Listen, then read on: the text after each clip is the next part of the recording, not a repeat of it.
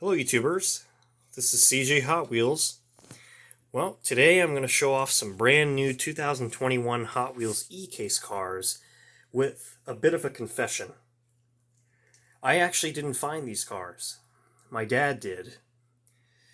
He was actually shopping at Publix and called me up to let me know that these new cars are here, and he went over all the cars that I wanted to get, which ones I didn't, and surprised him with me later this evening. So I usually do the hunting, so this is the first time in a long time where I actually didn't find the cars.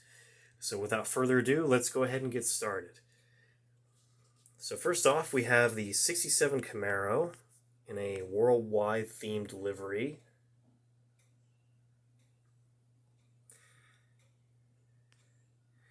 If only this was the metal body, metal base, and opening hood 67 Camaro that we're all familiar with. This is the recasted version with the plastic base and the sealed hood, which totally ruins the originality of this car. But it's still worth getting. Next up, we have the Mystery Machine making a comeback.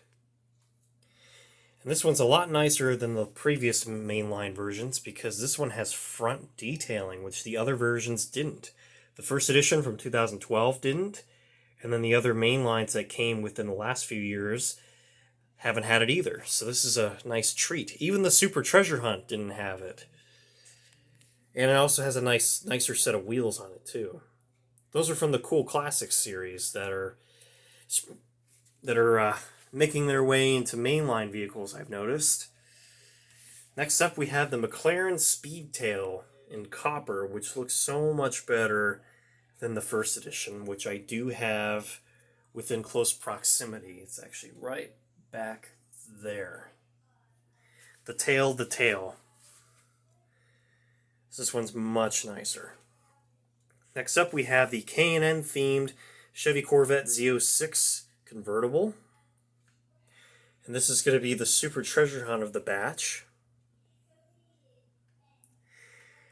And the mismatched wheels aren't an error. So it has orange wheels in the rear and dark gray wheels in the front. And the Super is going to follow suit. Next up, we have a new casting. We have the 67 Ford GT40 Mark IV, which looks so much like a Ferrari 330. And I think that was its intent, to look like a 60s Ferrari race car, but from Ford. This one's actually a little bit longer, too. It's got a longer wheelbase than the 330. It kind of looks like the Speedtail. The side profile looks just like it, in my opinion. Well, this one isn't an E-Case car. This is actually from the D-Case. This is the 2020 Koenigsegg Jesco. But this was part of the haul. And I've actually been missing this car for a little while because the D-Case cars that are absolutely warming the pegs at Target and Walmart, I found those at Publix a month ago. So that's old news to me. So I've had that batch. So this is a nice treat to have some nice new E-Case cars. And I think I'm actually the first US YouTuber to find new E-Cases in store, not from a factory sealed case ordered from one of the hobby dealers or from another country. I think this is the first US video, as far as I know. Because I haven't been seeing these, because like I said, Walmarts and Targets are just absolutely clogged with C and D case cars. Nothing more. No E-Case. Anyway, speaking of E-Case, here's a nice new 2018 Kia Stinger GT. Oh, 2019. But same thing. 2019 was a carryover year anyway. But it's a beautiful brick red color, and it's always nice to see this car. And I'm very happy that they made it in the wolf gray that Kia calls it. That's the best color for this car.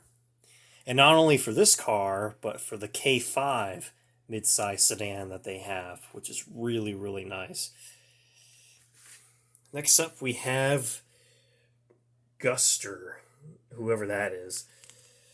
55 Chevy Bel Air Gasser. And these were definitely just put out because all of this stuff would have been gone. Gassers, JDM, the Mystery Machine, all would have been gone because those are all sought after pieces. This is really nice. And just like the 67 Camaro, anything 55 Chevy is worth having. You got to get them. All right, now here come my last two favorites. And of course, they're both JDM because I'm a very big JDM fan. So here we have the beautiful 98 Subaru Impreza 22B STI version. Quite a long name. And I have that memorized too. I didn't read off the card. But I love the front and rear detailing that they continue with. Because the blue one, the first edition blue one had that. The red recolor had it.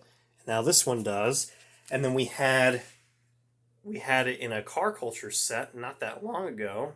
Also in its famous blue with gold wheels livery.